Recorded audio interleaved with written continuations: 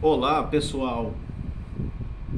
Olá, integrantes da audiência desse vídeo. Eu vou trazer um tema aqui que eu vou intitular de características do extremismo ou de um movimento extremista. Veja só, num diálogo pacífico, uma pessoa fala para outra pessoa, ou então uma pessoa fala para um grupo de pessoas. E quando uma pessoa fala, a outra pessoa, ela ouve, ela espera a sua vez de falar. Esse ouvinte pode ser um ouvinte ou um grupo de ouvintes. Numa ponta está o falante, o orador, e na outra está o ouvinte. Essa é a estrutura de diálogo. Quando funciona bem, no seu funcionamento normal. Por que eu estou falando isso aqui? Uma coisa simples que até a criança de 5 anos entende. Porque na prática nem sempre isso acontece. Uma hora o falante, o orador está falando e ele acaba sendo interrompido. Pessoas bem educadas esperam um falar para que ele inicie a sua fala, a sua opinião, a sua expressão, a sua manifestação.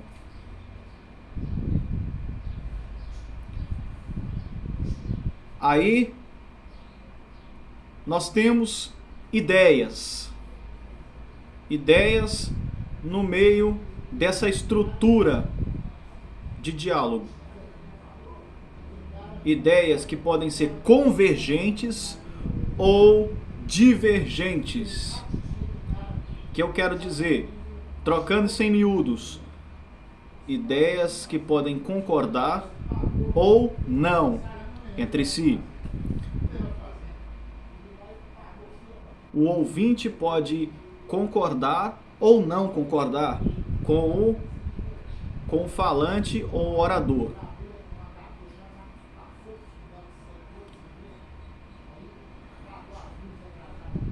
Isso remete ao princípio da liberdade de expressão, constitucionalmente assegurado.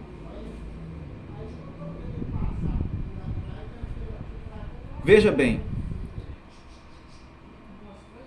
um debate pode envolver ideias, na maioria das vezes, divergentes. Pode concordar em partes, pode concordar na sua totalidade ou podem se discordar totalmente. Quando o debate é salutar ou saudável, o que acontece? Uma pessoa expõe a sua opinião ou sua tese. A que está ouvindo espera ele acabar de falar. Quando o ouvinte toma a palavra, passa a ser o falante, ele expõe uma confirmação, um complemento, ou então um contraponto, uma contra-argumentação, uma réplica. Daí então, quando a palavra retorna ao primeiro, ele expõe a sua tréplica.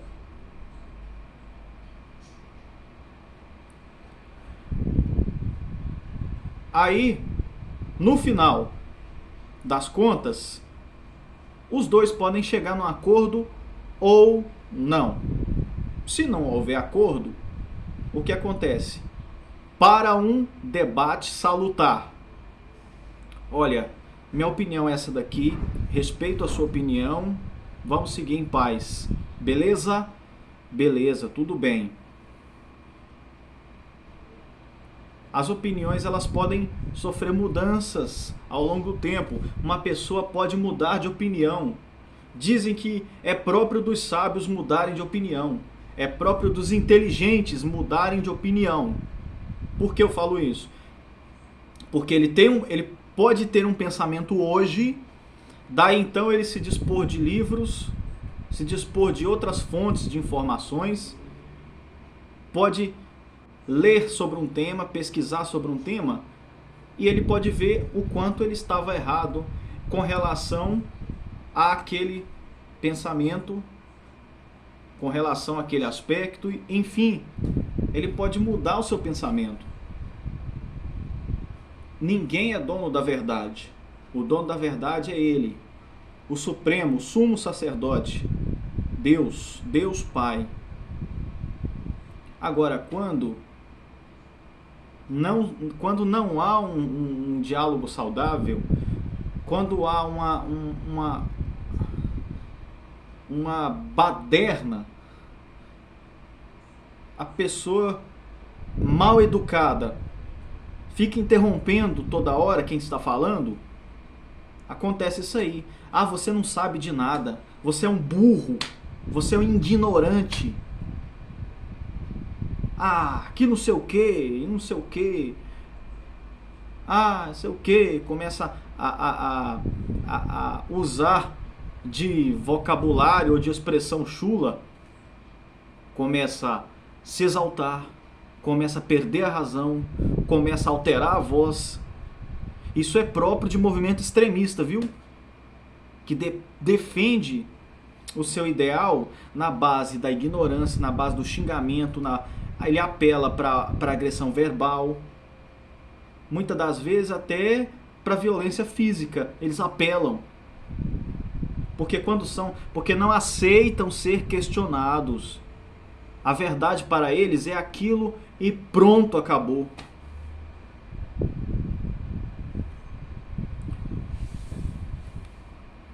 Um movimento que, na minha opinião, é um extremismo, é um ativismo, é o chamado feminismo.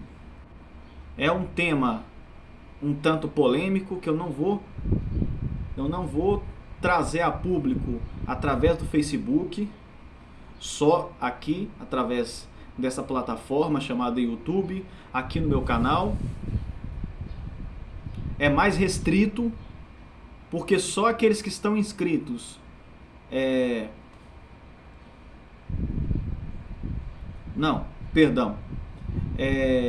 são poucas as pessoas que visualizam. No Facebook ele é mais público, ele é mais generalizante. Qualquer pessoa do Facebook ou não poderá ver aquilo, poderá ter acesso àquilo. Mas o YouTube ele não é tão acessado assim. Existem menos visualizações em relação ao Facebook.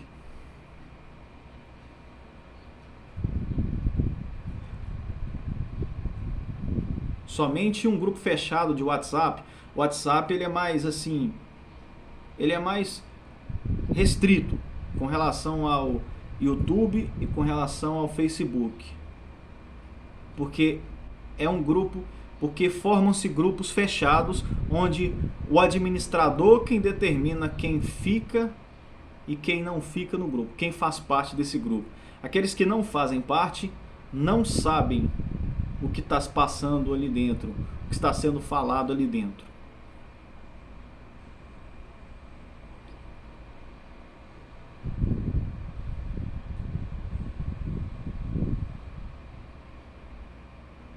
Então, pessoas extremistas são aquelas que, eu vou falar, não aceitam ser questionados, não querem saber de diálogo. Se falar alguma coisa contra, se você contrapor, se você questionar alguma coisa, nossa, mas eles vêm em cima do ser. Vem com tudo em cima de você. Joga tudo em cima de você. Tô cansado de ver essas manifestações, essas manifestações aí de esquerdistas que é incrível.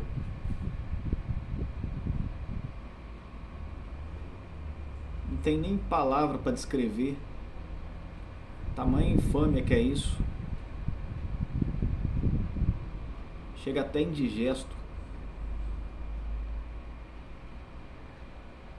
Quando esses movimentos são questionados de alguma forma, vai lá questionar eles para você ver. Vai questionar.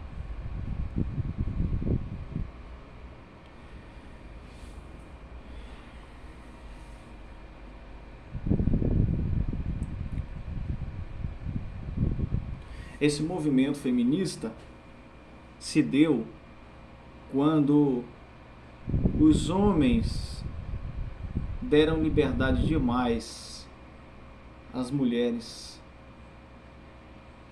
Felizmente o ego delas inflou de tal maneira que elas estão usando desse poder contra os homens.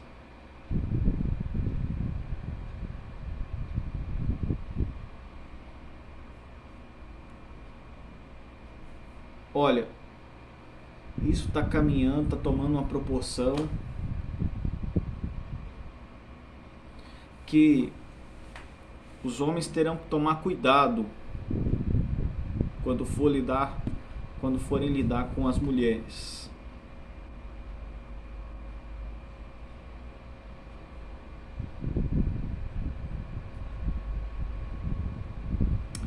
Vou terminar meu vídeo por aqui, porque eu citei o feminismo como um exemplo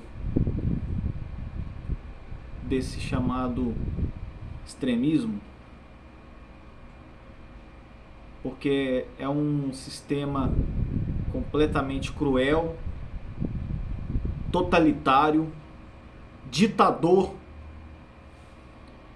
que vá contra o princípio da isonomia disposto no artigo 5º da Constituição. Essa história de empoderamento feminino. Empoderamento nada. Elas só conseguiram o que conseguiram foi graças aos homens que lhes abriram espaço, que lhes deram poder. Agora, com a sanção da nova lei, lhes foi concedido um poder ainda maior. Ficou mais fácil, né, acabar com nós homens.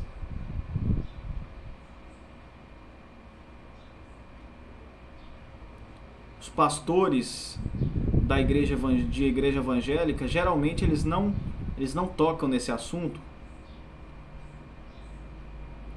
Só tem um até hoje que eu vi tocar nesse assunto, foi o pastor Rodrigo Mocelin. Ele tem até ele tem até uns vídeos no Facebook, se você pesquisar.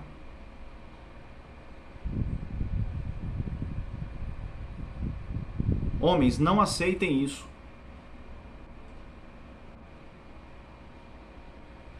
O patriarcado é bíblico. É bíblico.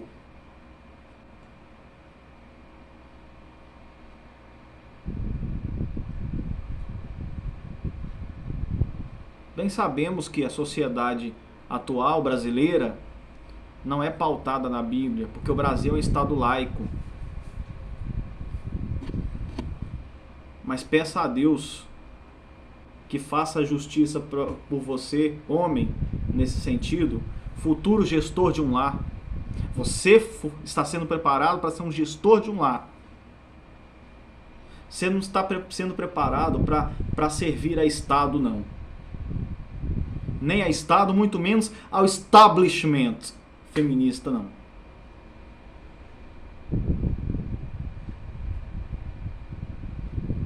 Faça um apelo para você. Se você vê uma candanga, dando sinais de intoxicação feminista, dê um jump off, pula fora, get out, sai fora.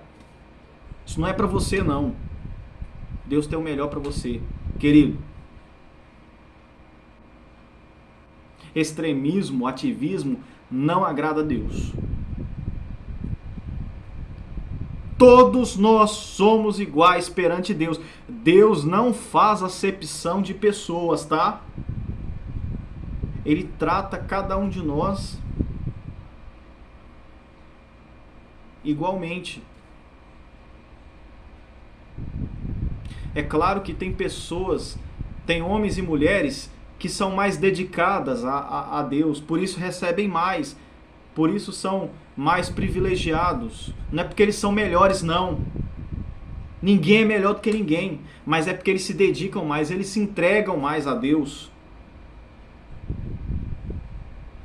É assim que Deus trata conosco. Deus não, é claro que Deus não vai ter o mesmo tratamento, né? Daqueles que buscam a Ele de todo o coração, com aqueles que não querem nada, não querem nem saber dele. São ateus, pensam que ele não existe. Deus não vai ter o mesmo tratamento. No sentido de conceder as bênçãos dele.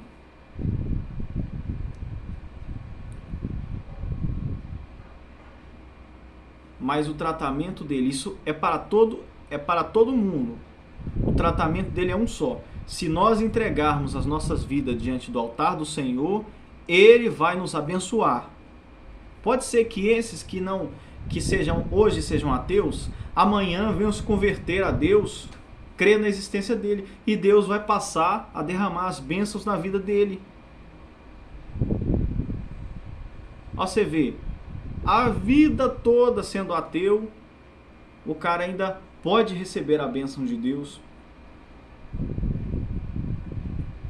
Tá vendo como é que Deus trata conosco?